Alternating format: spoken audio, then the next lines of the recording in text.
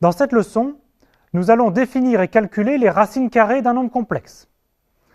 Cela nous permettra ensuite de résoudre les équations du second degré, qu'elles soient à coefficient réel ou complexes.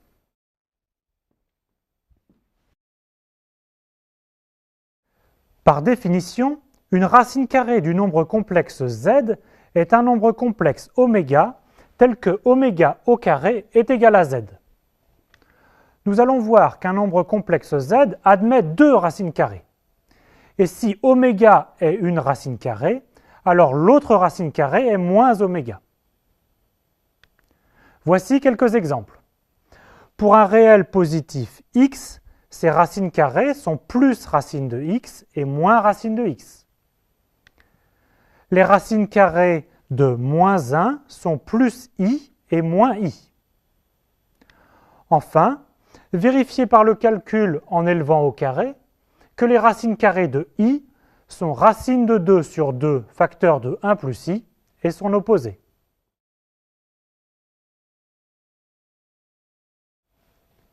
Nous expliquons maintenant comment calculer les racines carrées d'un nombre complexe z. On cherche donc oméga sous la forme x plus y.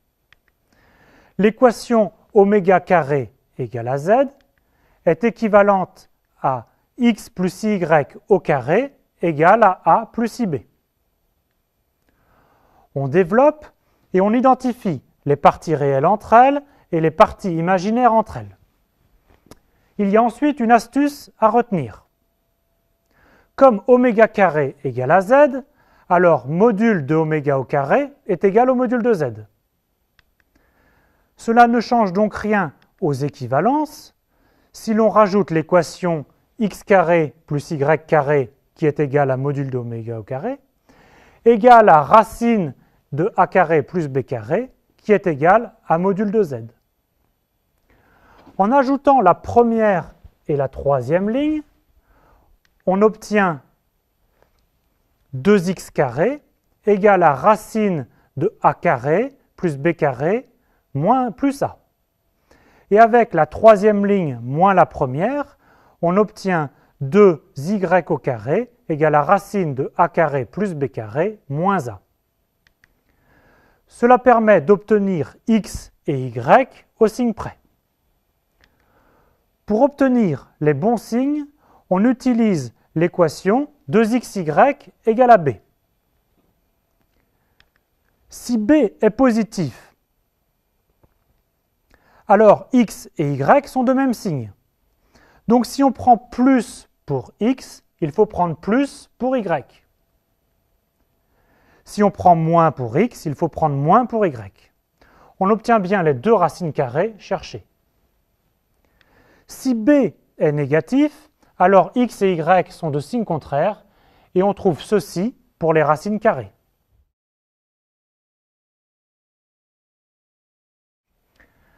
Il n'est pas nécessaire d'apprendre les formules. Cela va très vite de refaire les calculs à chaque fois. Par exemple, calculons les racines carrées de i.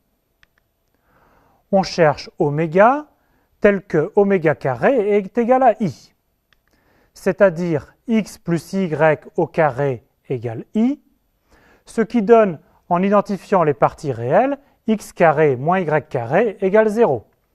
Et en identifiant les parties imaginaires, 2xy égale 1. On n'oublie pas de rajouter l'égalité provenant des modules. Ici, x carré plus y carré égale à le module de i, donc 1. Par somme et différence de ces deux équations, cela nous donne les équations suivantes. Ce qui permet de trouver x et y au signe près. L'équation 2xy égale 1 nous indique que x et y sont de même signe et on obtient exactement ces deux solutions. En écrivant 1 sur racine de 2 égale à racine de 2 sur 2, on obtient que les racines carrées de i sont racine de 2 sur 2 facteur de 1 plus i et moins racine de 2 sur 2 facteur de 1 plus i.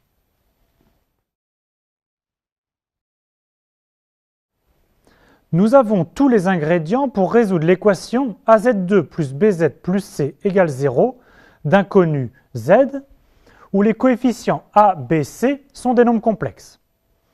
Cette équation possède deux solutions, Z1 égale moins B plus petit delta sur 2A, et Z2 égale moins B moins petit delta sur 2A. Qu'est-ce que ce petit delta? On calcule d'abord le discriminant, grand delta égale B carré moins 4AC. On calcule ensuite une racine carrée petit delta.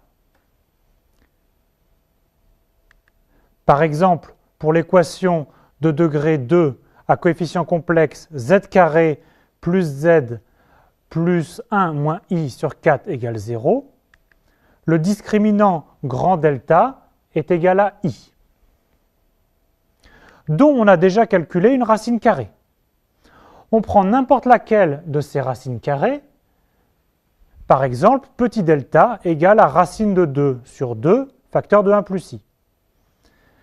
Les deux solutions sont alors moins 1 plus ou moins racine de 2 sur 2, facteur de 1 plus i, le tout sur 2.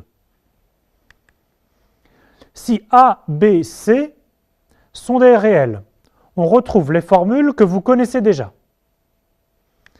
Si grand delta égale 0, alors les deux solutions Z1 et Z2 sont confondues.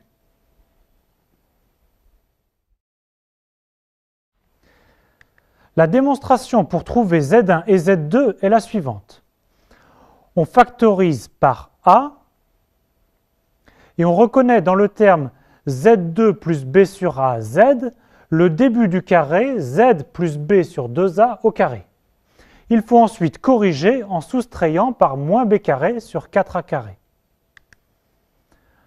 Ensuite, on reconnaît au numérateur grand delta qui est aussi petit delta au carré. Nous sommes en présence d'une identité remarquable du type a carré moins b carré égale à a moins b facteur de a plus b, ce qui nous permet de factoriser. Maintenant, notre polynôme az2 plus bz plus c s'annule si et seulement si un de ces facteurs est nul. Donc si et seulement si z égale à z1 ou z égale à z2. Conclusion, les racines de az2 plus bz plus c sont bien z1 et z2.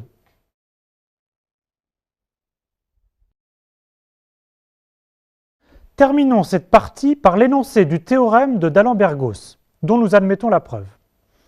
On considère un polynôme P de z de degré n qui s'écrit donc an z puissance n plus an-1 z puissance n-1, etc., plus a1z plus a0, où les ai sont des nombres complexes. Alors l'équation P de z égale 0 d'inconnu z admet n solutions. Et ces n solutions sont des nombres complexes. Une autre formulation de ce même théorème est que le polynôme P de z peut se factoriser sous la forme an facteur de z-z1 fois z-z2, etc. jusqu'à z-zn. Il peut y avoir des solutions multiples lorsque deux racines ou plus coïncident.